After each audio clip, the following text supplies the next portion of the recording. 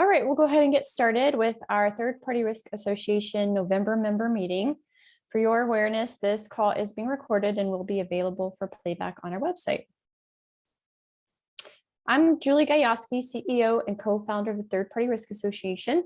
On our agenda today, we will start with some opening remarks. Then we will get into a presentation around developing incident response playbooks by Erin Reese, who is Cybersecurity Incident Response Manager.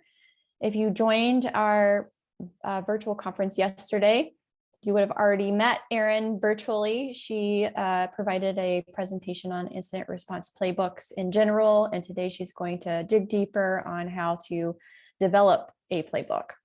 And then we'll end with closing remarks. If you did not attend the virtual conference yesterday, then this may be news to you, but if you did, then you're already aware.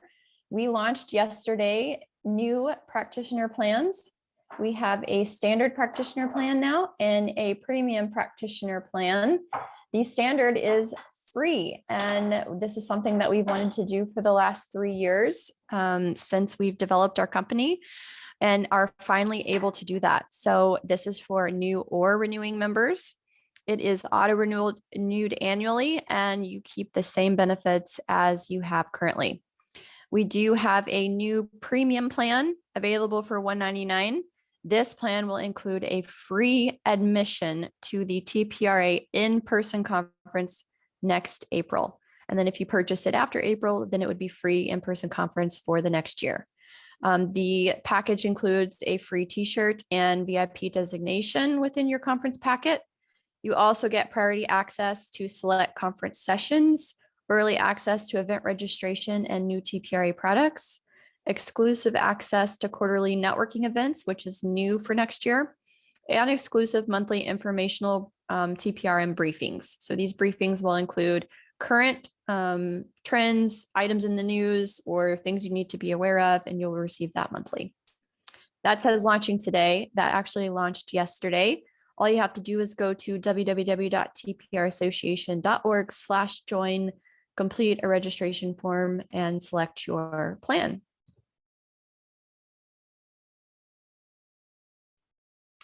Wanted to remind everyone about our in-person conference next year. The Art of Third-Party Risk will be in Austin, Texas at the AT&T Conference Center and Hotel on April 18th through the 20th. Due to COVID, we are restricting registrations to only 120. Early bird pricing is happening right now. So if you are a member in the standard plan, it is $200. If you're a member in the premium plan, it's free. $300 for non-members and $1,000 for vendors. If you're interested in speaking, which if you are a speaker, that's also free registration, or sponsoring, you can email me at julie@tprassociation.org. For all information on the conference or to purchase your ticket, you can visit www.artofthirdpartyrisk.org.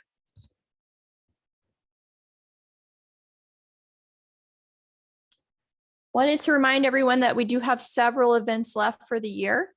On the 16th of this month is a volunteer interest call. So if you are interested in volunteering for a TPRA program, I would suggest you join that call and learn about our volunteer incentive rewards. Also this month on the 18th is our next focus group call. If you're just joining as a new member, our focus group is those within more mature programs that help us build out our TPRM guidance. We just worked through the guidebook for the year, and we're working on edits to that. And then the next meeting we'll also start working on assessment questionnaires. Our December meeting is on the 9th. And again, we're doing what we did last year, where we do a past, present, and future look at our company, what we've accomplished, what we will work on next year, and also include our virtual scavenger hunt. That was a pretty successful event last year. And if you're looking for Christmas or holiday presents, you might get some if you win a scavenger hunt. We will also be hearing from our board nominees at our next meeting and holding board elections right after via email. Last, on December 16th is our last focus group of the year. So our focus groups are monthly. or we will continue working on assessment questionnaires. Any questions with that? All right. Well, let's get into our presentation for today. We have Erin Reese back with us. She's a cybersecurity incident response manager, and she will be diving deeper into incident response playbooks. And Erin, if you want to go ahead and share your screen. All right.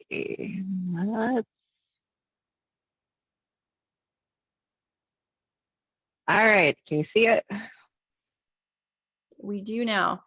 Before she gets started, just wanted you guys to know, since this is a member meeting, you are able to unmute and ask questions, or you can also use the chat function. Yes, and I encourage that. I have prepared, content, but really, please, I encourage you to ask questions. I love conversation and sharing information and helping everybody out. So please, let's converse today. If I didn't meet you yesterday, or you didn't meet me yesterday, I'm Erin Reese. I'm a cybersecurity incident response manager. I work for a company, but I'm here today just as me to talk about my experiences and how I go about things, and not as representative of my company, just so I don't get in trouble with my legal my legal team. I've spent about 12 years primarily focused on cybersecurity incident response, security awareness. I managed disaster recovery. I was involved in business continuity and crisis management and all of that stuff. To me, it all kind of like ties together, very, related skills and processes. In the security space, my interests are, kind of generally focused on people, social engineering, phishing, complex fraud schemes. I have a degree in accounting, so stuff that involves money usually is kind of interesting to me. I like the follow money trail. After work, I actually am at a computer. I want to turn my computer off and get out of here and go running with my family, go hiking, do stuff like that outside.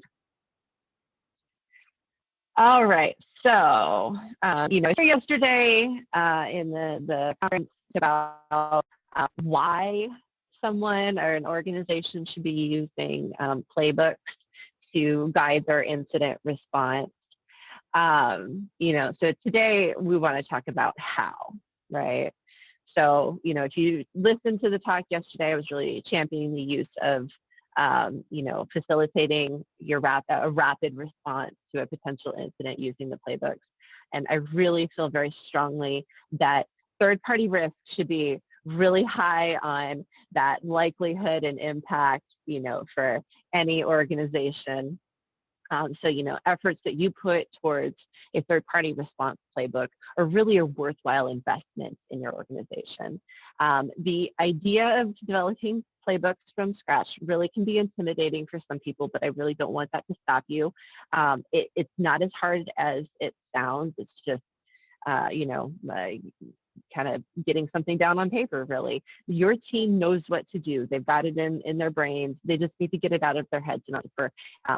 A lot of times this kind of stuff just isn't, a priority to be documented. But people know what to do when you ask them. Hey, Erin, sorry to interrupt. Yeah. And I don't know if it's just my screen, but I see a black box over your presentation. Oh, sorry, I have two screens. There we go. Sorry about that. That's okay. All right. Oh, yeah, there we go. Okay. All right. So, once your team, starts drafting playbooks and you come up with a playbook for a scenario, then you have an opportunity, to use that information. You can use it, obviously you're going to use it to guide response to a potential incident, but then you can also use that to cross-train people. It makes it very beneficial, to share information across teams. You can implement routine reviews of the content and continually improve that content, integrate the lessons learned that you get from exercises and incidents, and really have that kind of incremental improvement, on, a basic draft, and turn it really into some valuable guidance that your team uses. I'm here talking about incident response playbooks, but really playbooks can be used for anything. You don't have to use them for incident response. You can use them for any kind of activity where you're setting a group of people up with a play, some actions to launch and to go forward and um, you know, coordinate everybody's activities. It doesn't have to be for incident response. So this hopefully is something that you see value in outside of just that context. Okay, but with that said, we are here to talk about incident response playbooks. So before you think about working on playbooks for incident response, I feel like there's a couple of basic requirements that you've got to have first. You've got to identify your core response team. And as third-party people, that's not really your job. That's the organization's job to say, okay, here's who's leading incident response, and here are the people that will be involved in it. That team should have drafted a plan, a full response plan. And then also have really an idea of the most likely and impactful events and those threat events. That's really kind of that first exercise. If you haven't already done it as an organization, mapping your threats out, on a little chart like this, little grid with, how likely and how impactful are these different scenarios that your team thinks you may, encounter. And then you take the ones in the very top corner, and that's where you would want to focus your efforts, a very, very simple logic that goes into it. That's the danger zone, and so that's where I'm going to, start picking my scenarios to start writing playbooks. In my opinion, third party should be in that top right corner for every organization. Like I said yesterday, respectfully, I think that anyone who's, thinks or says they haven't or won't be negatively impacted by a cyber incident that's caused by a third party, they're fooling themselves because they probably already have. So I think, just including third party in that top corner, as something that as an organization, you're going to commit to being prepared to is really important. So, all right, you've got your team, you've got a plan. Oh, that looks really bad when it's all blown up. You've got your threats that include your third party risk. Okay, fabulous. You maybe, hopefully, you've even exercised your plan so your team, is familiar with it. But what are you supposed to do with that information? All right, so that's where you've got to break things down into a playbook. And the difference between a plan and a playbook is important. If people are like, well, why do we need to write a playbook if I already have a plan? That's because they're, very different pieces of information. Your plan is, very high level and focused on, responsibilities. Who are you calling? Requirement that you have as an organization, whether they're regulatory or contractual or otherwise. It could also include how you fit into the larger crisis management organization picture, depending on your individual organization, kind of what you're going to find in your plan. But once you've got that and your team knows how to work within that plan, you can, create these custom playbooks that help you, jumpstart your investigation with detailed guidance and actions that be taken by that response team for a particular scenario. They're not going to guide your team through, through return to operations, but you're going to set your team up with their routes to face their opponent, just like, just like football. You set everybody up and you say, okay, go, and that gives them a chance to, get ready, gather facts so that they can show up for your sit rep and have, concrete facts, information. They know what to look for. They know the people to call and to engage, so that, you've brought, an element of standard work to something that is generally very chaotic. something that, is often unpredictable. You don't know how incidents are going to turn out. You can't plan for everything, but you can, start off, in this coordinated standard way when you face, these similar opponents, and those opponents being, your individual scenarios. Once your team executes their playbook actions, it's only going to take them so far, right? It's not going to take them all the way through because it's not that prescriptive, but they're going to adjust their focus and their plan based on what they uncover in the analysis, and that allows them to really develop that full course of action that will help you guide everybody back to the return to operations. And hopefully, that includes, engaging, the right people, identifying communications that need to happen, and especially with third parties, those delicate relationships, making sure that the team's able to navigate those appropriately. All right, so now that you're working on playbooks, it's, it's so easy, right? Because, getting information out of IT people or people, it's like pulling teeth, right? It's never simple. But the one thing I have found in my years of trying to extract information from people who don't either want to give it to me or don't see the value in writing it down because that's a waste of time, is if you make it a game. So I very simply call it the what if game. And so gather, the team and, say we're going to play a game. It's important that, the team includes everybody who's going to be involved so that they have a chance to provide an input and hear, the discussion. But, you're going to gather the team and give them a scenario and say, okay, what if this happened? What would we do? I think you start with a very general, simple template, and you allow the team to identify, missing information and add and expand that template as you work through the game and review. You review a brief scenario and have somebody, outside of the responders who can take notes so that everything gets captured, because it's too hard to do two things at once. But have the team think through that scenario and start brainstorming the actions that they would need to triage the situation. What information do they need? Where are they going to look? Who else do they need to call? Just start that conversation rolling, and really it kind of like takes on a life of its own. Usually you get people talking, and then one person says something, and then another person has something to add to that and then provide input.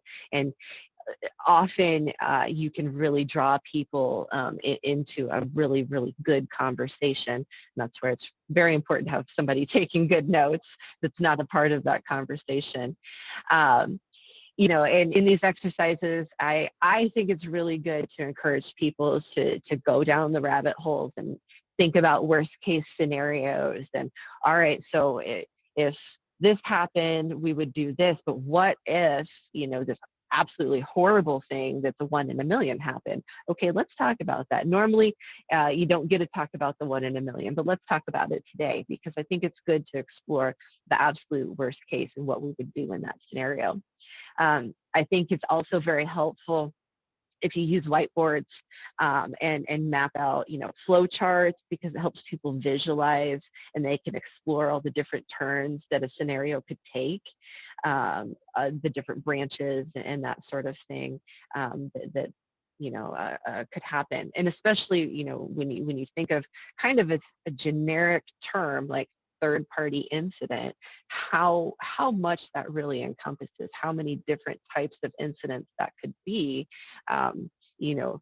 mapping them out can really be helpful. So then you can find those commonalities between them in your response that you would want to document in the steps that you're going to take. So then after you've gotten, all of this together, you've got all of this information that hopefully you can kind of parse through and break down into, really steps, 1, 2, 3. What are we going to do to, establish ourselves out on the field of play and bring ourselves to a good place to start a full investigation. I do think it's really important that everybody that's involved, does, a review of it, has a voice. They are a part of exercising it. Everybody does an annual take a peep at it and, make sure nothing has changed or any of that sort of thing. Keeping things current is really important, and it's not the job of just one person to do that. Everybody involved needs to be involved, a part of keeping it up to date. Okay, so my sample playbook, it's the same one I shared yesterday because, like I said, I can't give you all my special sauce. This is, to me, like a really basic group of information, though, that you're going to want to start with gathering. Here's my scenario, here are the things that we're going to do, and here are the people that are going to be involved. From there, your team can add, the additional information, references, flowcharts, links to tools, that sort of thing, all of that things that are going to bolster up your documentation based on what comes up in your discussions. But if you kind of start here, I think that this is the good base model, for you. So in this particular example, let's, for a second, just ignore those triage steps there. I'd sit the team down and say, okay, so we've got a report. Somebody, emailed us or called us and said, hey, my laptop got stolen out of my car today. What are you going to do? All right. And I'm just going to sit back and let them talk and let them, discuss it. And I'm going to listen in for questions that I can ask them to clarify their actions, to create those branches in the flow chart, move them in different directions, challenge assumptions, anything I can do to really think of ways to explore all the different, directions that a particular scenario could go. Not all of the information is going to go into the documentation and into the triage steps, but I want them to think about it and talk through it, because that might, cause them to think of something that they could do, earlier to help identify a risk sooner. So say here in this particular scenario, after we had talked about, okay, the user had their laptop stolen, I would say, okay, well, wait, hold on a second. What if that device was a phone? What if it was a tablet? How is that going to change your response? And let them explore that line of thought and then integrate that additional scenario into the triage steps. So I think, when you're thinking about putting together, kind of a third-party focused playbook, your what if game has probably infinite branches. It's going to look like a very dense bush probably because there's so many different varieties of incidents that get, classified under a third party and are going to require that same group of experts to respond. So, your playbook is going to be specific compared to the plan, but it's just meant to triage the situation for that threat, and it won't be all encompassing of everything that you're going to need to do in every situation. So you're going to kind of have to draw a line on, okay, this is where we're going to stop documenting stuff in the playbook. But, it's good to talk through that response, because you may have to do that eventually, carry it all the way through. But you can put together enough information that it really gives you, that basis to launch an investigation in kind of a standard way. When your team actually uses playbooks for an event, I hope, if you put the effort into them, you're actually literally physically pulling them up, looking at them, during an incident and using them, going step by step and checking them off. And then later going back and updating them with lessons learned, things that changed, things that worked, things that didn't work. If not, you just created documentation to use for audits and you're not really benefiting your team very much, right, by not pulling them out and actually using them. The documentation should definitely be included in like review cycles so that, new threats are getting added and addressed. Information is being included in playbooks like updated team names, tool names, stuff that's accessible to the team to help investigate, that sort of stuff. In my own program, I specifically carve out one tabletop a year that's focused just on third party. I pull that team together. We review the incidents that we had in the last year. We talk about what threat intelligence has been observing and what they kind of are forecasting for the next year. We do a deep dive into the playbook contents with all of that stuff in mind and try to make some adjustments and improvements so that we're constantly updating that information so it's useful and relevant.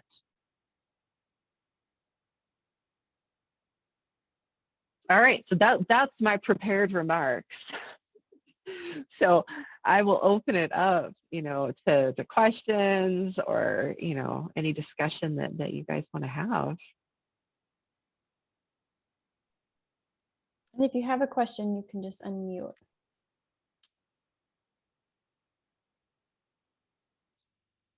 So Erin, can you talk a little bit about third-party risk specific incidents and how the two teams can start working together on that?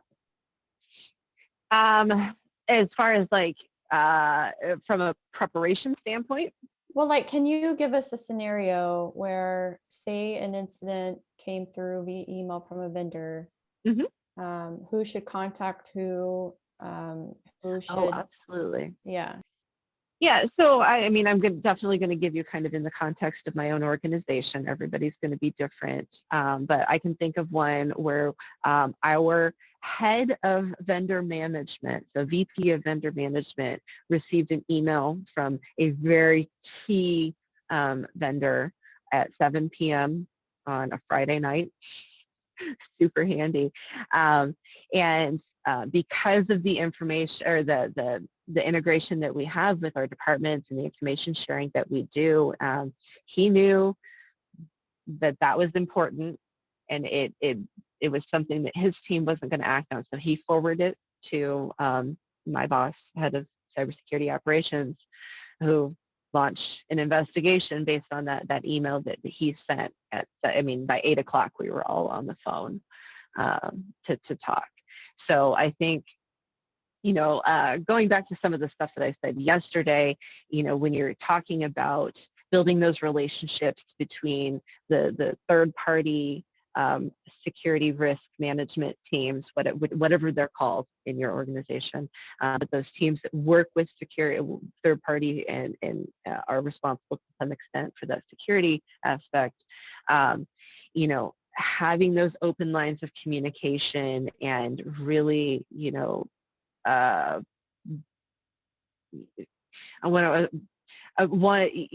want to make sure that nobody's kind of, guarding their island too much. Yes, that was a third party something, but he knew that was something they weren't going to handle, so he's going to forward it immediately. There are other situations where, like, threat intelligence has received specific information, and then we have gone to, like a combination of our third-party security and vendor management team, working very cooperatively, gone to them and said, okay, hey, we were made aware of this. Can you help us reach out? And then we work together kind of in that opposite flow direction. Where the information comes from security into the third-party groups, and then we have to reach out.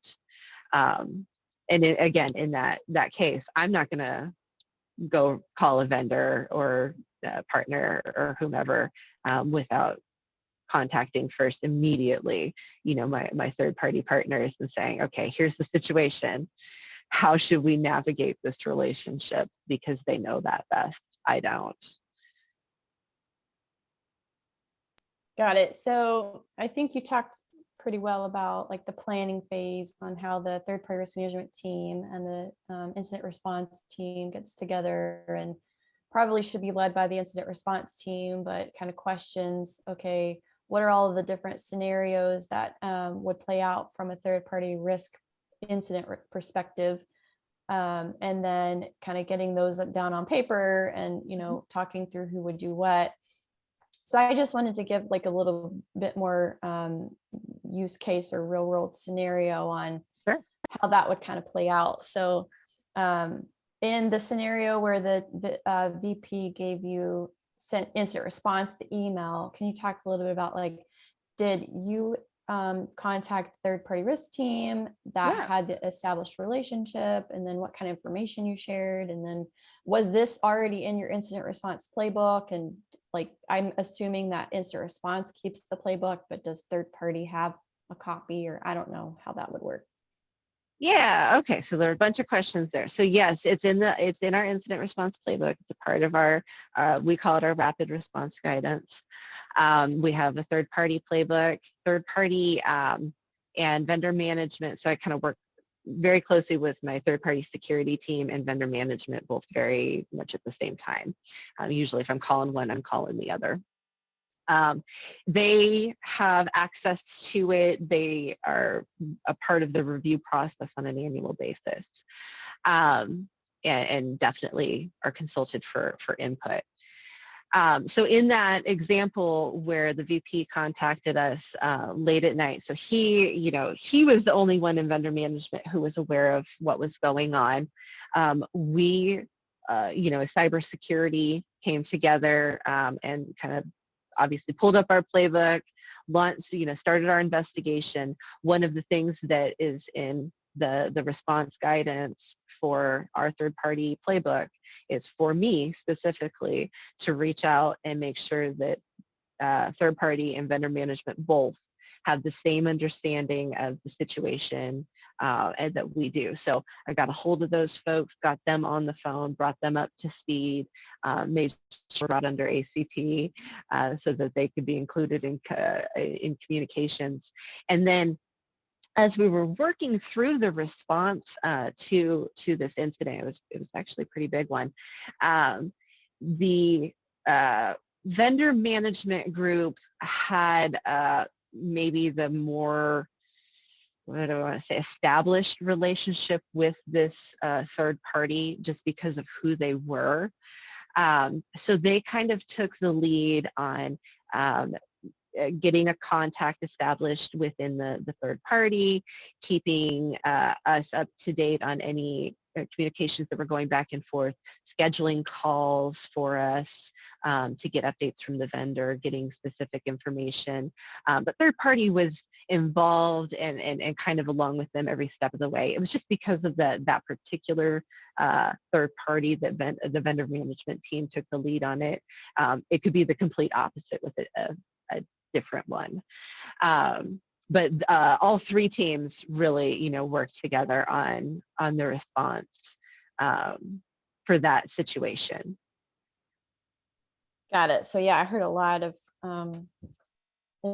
things in there. So maybe the guidebook, would talk about the different scenarios, but then who does what. And so from a contact perspective, there'd be a lead contacting other departments. And then I also heard legal is involved in the creation of the response to the vendor in consultation with maybe vendor management or third-party risk and you guys, so that you're getting the right, I guess from a security perspective, you'd want to ask the security team, what do I need to be asking from a control perspective? What do they have in place, or from an investigation standpoint?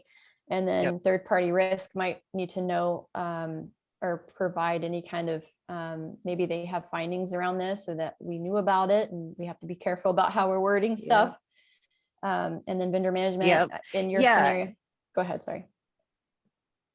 Oh, I was going to say, yeah, I mean, if you want to kind of like talk about the specific roles in the response, one of the things that I asked of third-party security once, you know, they were brought up to speed is, okay, can you go back to your third-party review of this organization? Tell me what you find. Did you have any findings? Was there anything we're arguing with them about? You know, did they refuse to do a pen test? Did they refuse to let us know about whatever? What kind of data do they have access to? I mean, given who it was, we all kind of knew, but, you know, what information do they have? What kind of access do they have? We ended up turning off their user access accounts for a period of time as a precaution because of the data that was potentially exposed. So third party was so key in those very early phases in establishing, okay, what is the potential impact that that vendor or that third party could have to our organization, so that as a larger team, you know, we all come together and say, okay, what is the impact to us and how can we begin to start mitigating it? How do we need to move forward and develop our course of action? And then, you know, vendor management kind of took on that more communications role in this scenario because they had an established contact that was willing to work with us, and they had a good relationship already there. So that was kind of the way that the roles played out in the early phases of that investigation. Sorry, I muted myself and started talking. Got it. So I also heard ACP, so attorney-client privilege, and I think this is a good point to make because this is why legal needs to be involved. Is sometimes, you know, when you do these investigations, you want to make sure they're attorney-client privilege.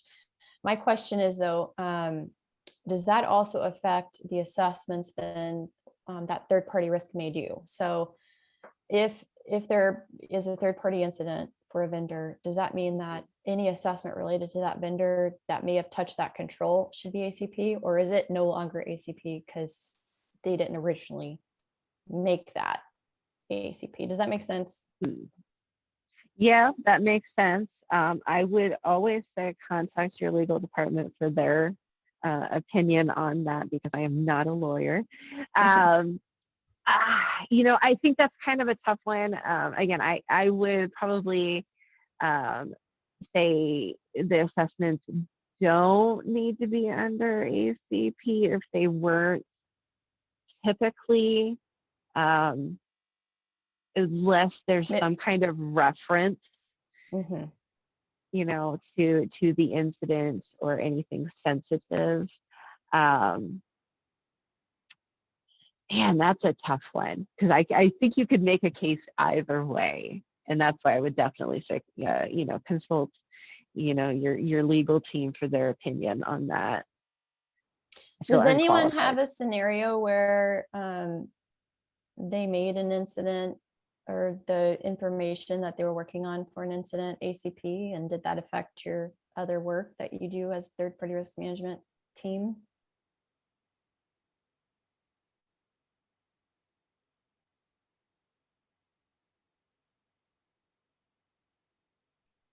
All right.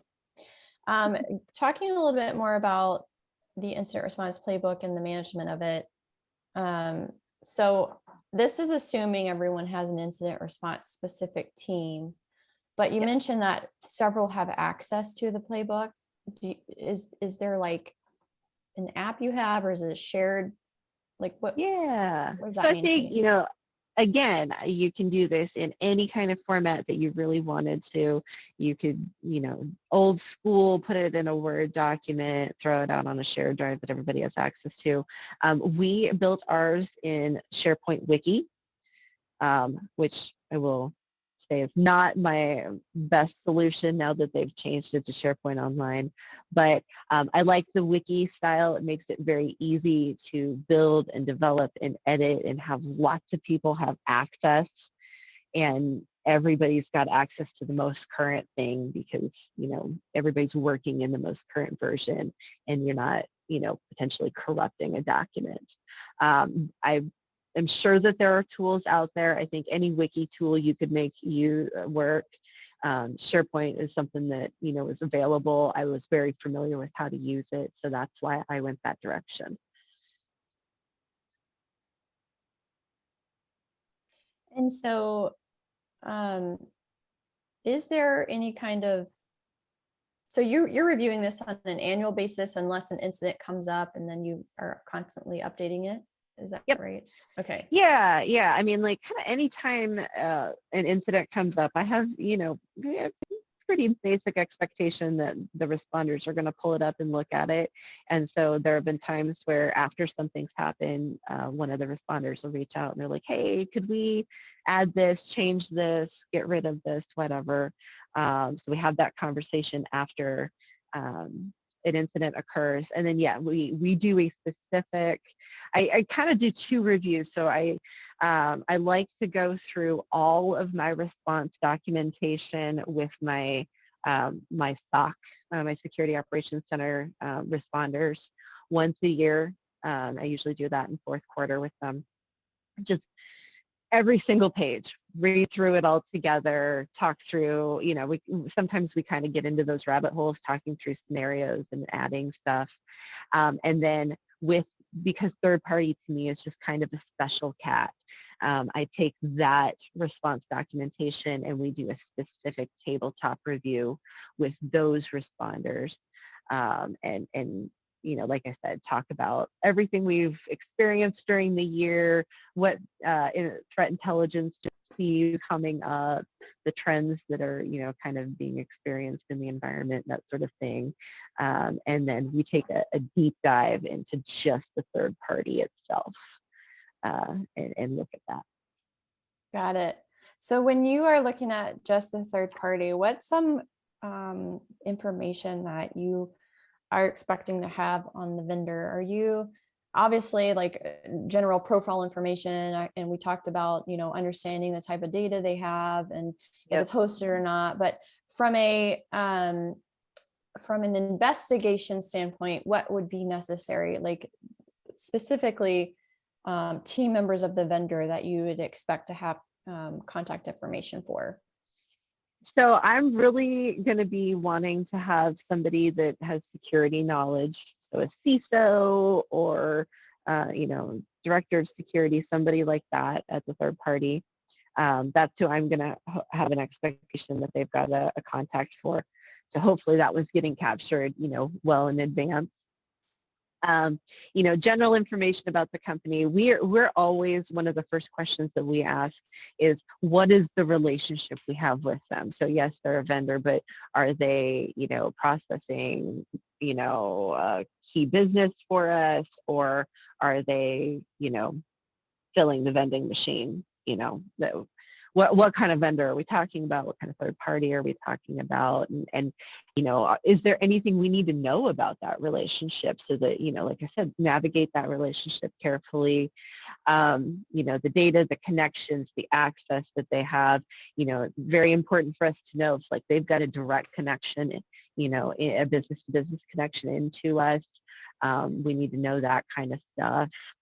Do they have access to, anything special? Do they have people that are like contractors, subcontractors for us working on site that have devices, actual like login to our network, that sort of thing that we need to be on the lookout. Are they processing business, for us as employees?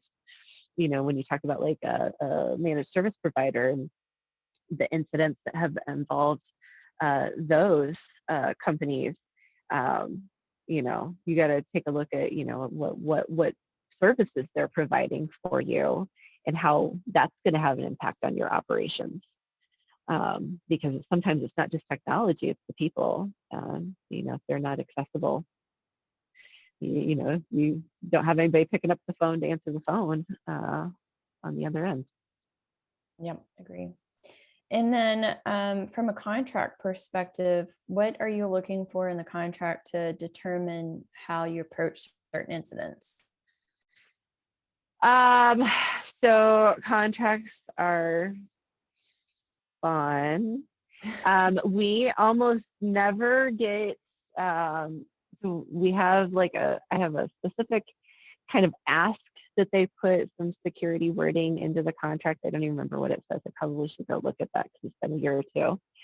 But we ask that they have specific security wording, and then obviously our third-party security group, sending out questionnaires to the people that qualify for it, and hopefully, doing their best to enforce security standards with those organizations. But So like, for you, would you expect some kind of verbiage around if an incident were to occur, you would contact us within this amount of time. You won't send information to government or media without first letting us know. If it's this much of an incident, you will, or customer data was breached, you will provide credit monitoring, that kind of thing. I mean, if you can get them to agree to it, that's awesome. Yeah. I'm not usually, people aren't willing to agree to a whole lot other than like, what they're, like kind of obligated to from a regulatory standpoint. So with my employer, there's some people that we can require that of them in their contract, but there's some people that just look at it and laugh. At best, just hoping that you've got that a relationship established and that they're willing to share information.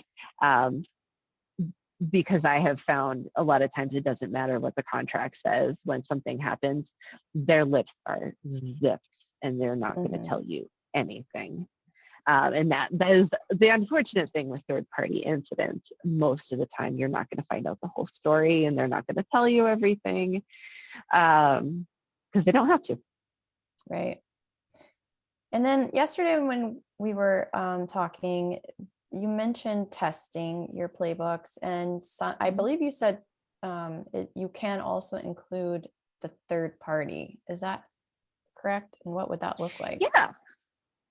Yeah, so I have done this before. I've done at the previous employer, worked with one of our key third parties and come up with a scenario where we worked together to kind of like test the incident response between our teams.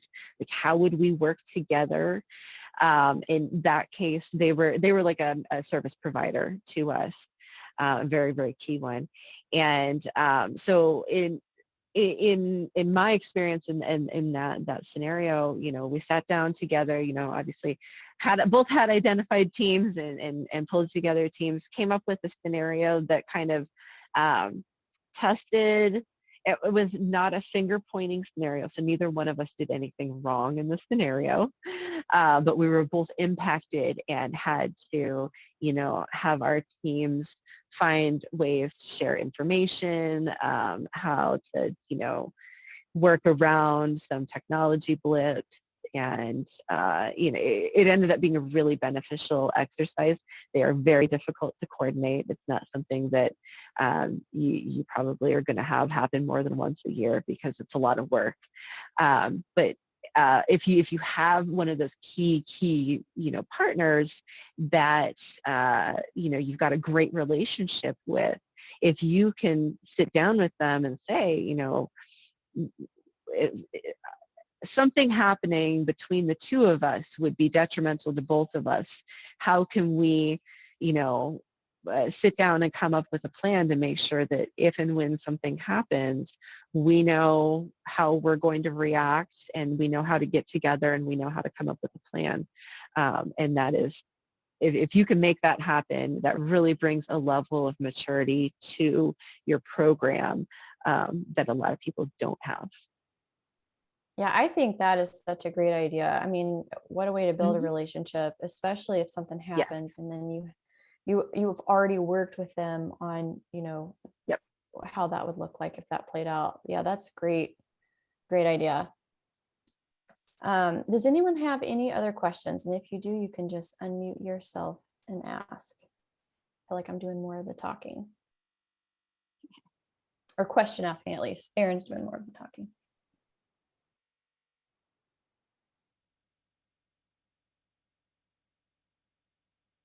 And if you have a question, but you don't want to unmute, you are more than welcome to drop me an email. I'm happy to respond and answer your question that way too.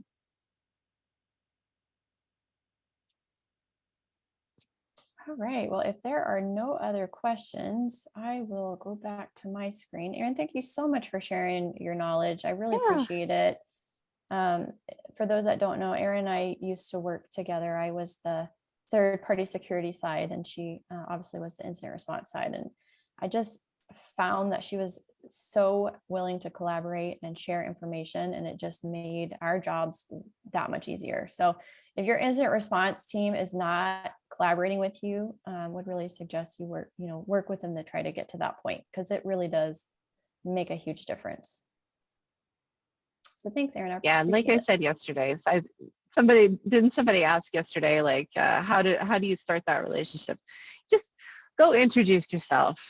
My name is, and I do third party, and we need to work together. And hopefully they've been looking for you, because I really feel like that relationship between those two groups is so important. I agree. Yeah, I think the struggle is sometimes if they're very knowledgeable about security, they feel like third party cannot add anything because they're, some of them may be like from an audit background and maybe not a security background, but just letting them know, what information you already obtained from the vendors is helpful, because they probably aren't aware of everything you're collecting on a vendor, or, findings that you may have discovered. So definitely working with them on sharing information. All right, with that, we will end Erin's presentation. Erin, thank you again. Thanks. We appreciate it. I wanted to let everyone know that our next meeting is Thursday, December 9th. It's our last one of 2021 from a practitioner member meeting standpoint. And again, we will be letting you know who our board nominees are. And then after that meeting, we will hold the election via email. We will also walk through Third Party Risk Association, what we've accomplished in the year, what we just recently launched, and our 2022 event calendar. Very excited. We have a lot of great things coming your way, especially from a networking standpoint. We did hear that in our survey that you wanted more opportunities to network. So we have added that. And then also our virtual scavenger hunt. So this is where we give you a list of items to find on our website. First one to find it puts it in the chat, and then you win a prize. Easy as that. So with that, thank you all for joining. Have a great week, and we will see you at our next meeting.